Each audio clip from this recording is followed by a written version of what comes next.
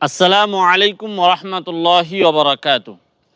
আপনি যদি ঈমানদার হন তাহলে আপনার অভিভাবক হচ্ছেন আল্লাহ সুবহানাহু ওয়া তাআলা।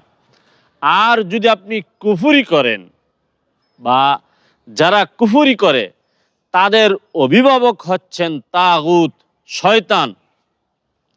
এ মর্মে আল্লাহ সুবহানাহু ওয়া তাআলা পবিত্র কোরআন মাজিদের সূরাতুল বাকারা ২ নম্বর সূরার ২৫৭ নম্বর আয়াতের মধ্যে বলেছেন, আল্লাহু ওয়ালিয়্যুল্লাযীনা আমানু, আল্লাহ হচ্ছেন ঈমানদারদের অভিভাবক।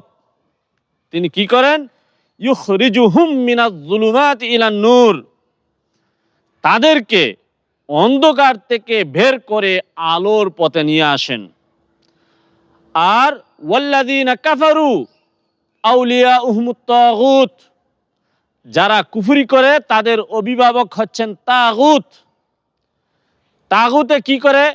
ইউখরিজুহুম মিনান নূরি ইলা যুলুমাত, আলো থেকে বের করে অন্ধকারে নিয়ে যান।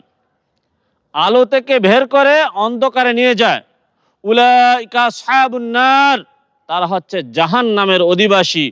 হুম ফিহা খালিদুন, তারা সেখানে চিরকাল থাকবে। এখন সিদ্ধান্ত আপনার। আপনি যদি মুমিন হন, আপনার অভিভাবক হচ্ছেন আল্লাহ।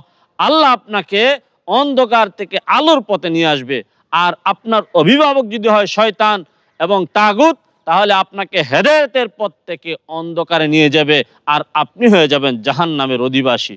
সিদ্ধান্ত আপনার।